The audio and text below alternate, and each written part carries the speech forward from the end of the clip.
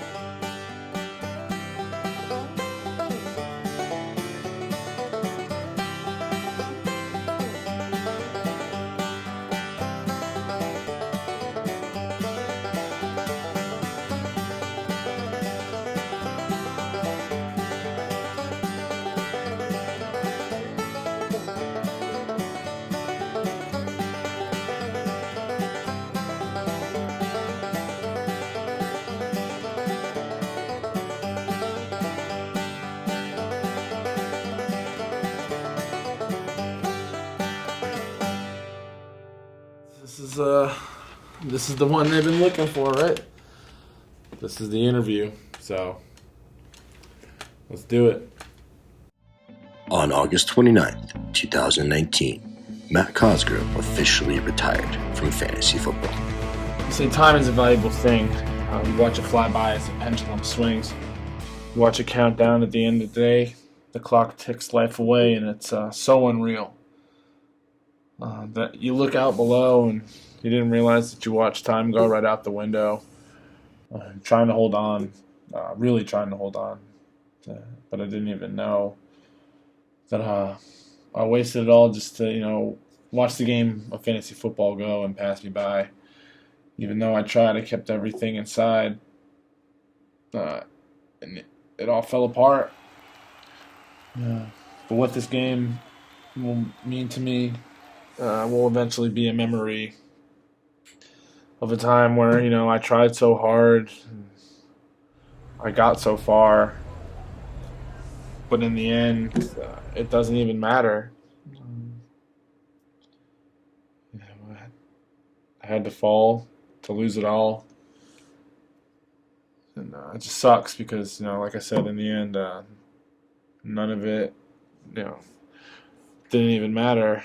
And it sucks because, I never made it as a wise man, but I also couldn't cut it. I really couldn't cut it as a poor man stealing. And this game reminded me of, it really reminded me of who I am. And, what that was a guy who gets knocked down, but he also gets back up again, because this game is never, well, at least I thought it would never, keep me down until today, where I announced my retirement.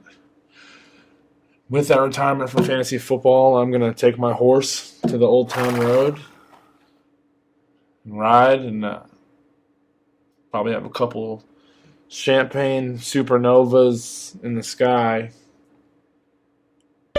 and enjoy this semi-charmed kind of life.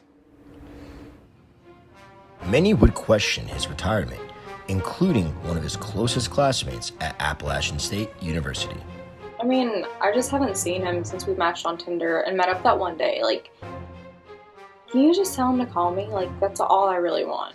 Her concerns would not go unmet, including this frosh he met at a party, these two European women, a bus full of families and students for freshman weekend, former WWE champion Razor Ramon, world boxing champion Terrence Crawford,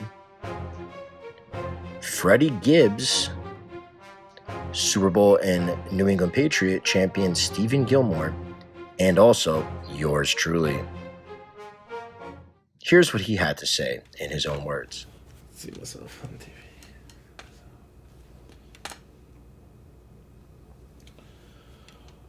I mean, I'm in the prime of my career. Yeah, I understand that, but there's a lot of things in life that I need to explore that I couldn't when I was playing fantasy football. A lot of hours were spent on the computer, looking up stats and depth charts, listening to podcasts, texting other friends in fantasy football leagues. And it really, took my attention away from the things that matter most, like having free time and relaxing and doing casual things. It's crazy to think that I gave up all my life to play a game that didn't give anything back to me. A lot of sleepless nights, a lot of sacrifices to my friends and family, just to come up short. I didn't want to keep doing that to myself. So I look forward to the free time. As news of his retirement would spread, it caused much upheaval and controversy through many communities. Some rioted. Marcy Wilson had this to say. Yeah, he's a good dude. We had a lot of fun times in Nebraska, I think. Why are you filming this anyways? Did he die or something? No, he was not dead yet. He actually had been developing himself to expand out of the domestic market.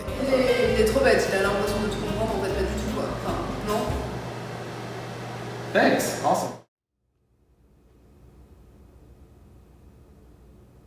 Yeah, I mean, I'm internationally known. Even through all the ups and downs, the fame, the fortune, the lows, the highs, the success, the failures, and even the unforgettable loneliness, he never forgot who got him there first.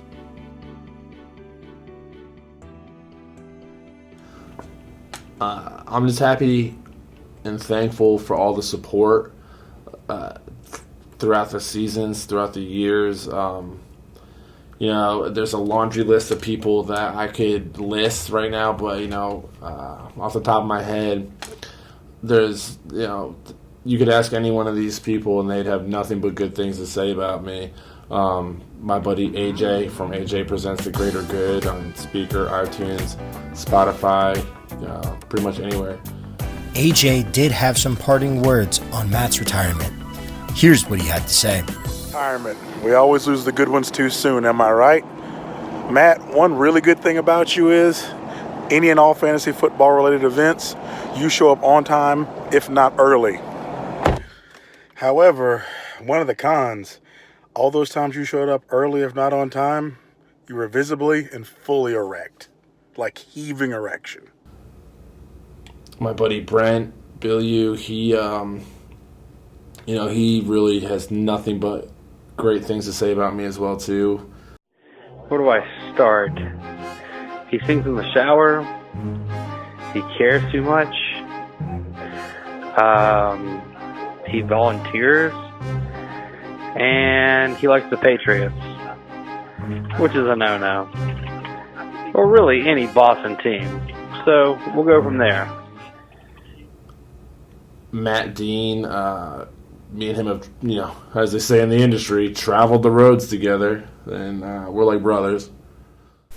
However, when requested for an interview or a statement, Matt Dean simply said, "Fuck Matt Cosgrove. He owes me $20. People don't forget." I mean, there's just people from all around the country that just, they love me and have nothing but nice things to say about me. And, the feeling's mutual. One thing I do realize about having a career in the sport, it's just, in a it's gone. And what about regrets? Did he have any? My biggest regret would have to be drafting 4 quarterbacks thinking I could trade them. It never worked. It always seemed like some genius plan, and I was like, this is the year that they're going to fall for it. Again, didn't work, and I actually ended up hurting myself more than helping myself. Even when I tried to trick people into trades, it really did not do me any solid favors at all. Ended up costing me, actually, in the long run. So, yeah. And I also one season took Kareem Hunt. I have a problem with taking running backs that like to beat their girlfriends up. I took Kareem Hunt one year. Right before the playoffs, he got suspended. That sucks, so thanks, Kareem. And then Ray Rice, he cost me some money too. But not all times were dark. There were some bright spots. One thing I am happy about, though, is I did beat Ted Mazinski and Sean Mazinski consecutively in the fantasy football finals, semifinals and finals in their own league. That was quite the accomplishment. Some would call him a maverick. Others said he was ahead of his time. Myself and most of the league would say he had delusions of grandeur and foresee things that weren't the case. Something to Mr. Cosgrove's retirement. I'm kind of wondering, how did he deserve a documentary? Near as I can recall, since 2002, Mr. Cosgrove won 1 championship. But did he care what others had to say about him or his legacy? What's my legacy? That's not really up for me to decide. They do make documentaries about, great people in history of the world. How is that possible? What about the rest of us? Let's take me, for example. I've been in the league since the beginning. I've made the playoffs every year except possibly twice. Once, I know for sure, possibly a second time. And I won like 9 championships. Where's my documentary? So, the fact that I have a documentary right now, you do the math, but that's not for me to decide who decides my legacy. They also do make documentaries for serial killers too, and terrorists. Can we cut that out? Cut that part. So was this it? Is this what he had to offer his adoring fans? Will there be a comeback? People are asking for it. There's people that are, they're begging me. We walk outside these doors and, but it's not in the cards right now. Maybe be an analyst, I'll do something like that possibly, but being in a fantasy football league, not interested. If you pay me $1,000 maybe, and I'd probably throw the league too to ensure you win. But there's no comeback right now. I want to do things like study books, maybe read them, maybe go to a yoga class. Pokemon Go has a new update. I'd like to, up my level in that. What up, Valor? There's a lot of things, a lot of options. Maybe tip my toes into playing, maybe tip my toes into joining the UFC online community or the WWE on Xbox and just, showcase my talents. But right now, it's not likely that I come back to the sport of fantasy football. So stop asking. Pumpkin spice, new fashion, flannels. But what better t-shirt could you have than this right here?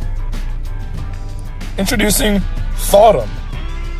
Oh yeah, that says Thoughtum. I got those on deck. Just as any former has-been that has recently retired, Cosgrove is looking to capitalize on new business ventures and aggressive viral marketing campaigns bearing his name and likeness. When it is all said and done, Matt Cosgrove will always remain one of life's greatest mysteries when it comes to fantasy football. We shall never know what would have been or what could have been, though he'll probably be in a league in about 5 years from now.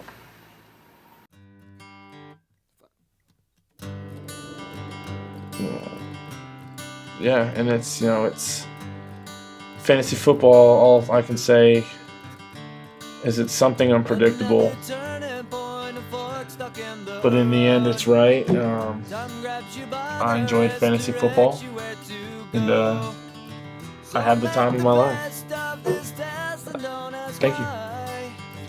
It's not a question, but a lesson learned in time. It's something unpredictable, but in the end is right. I hope you had the time of your life.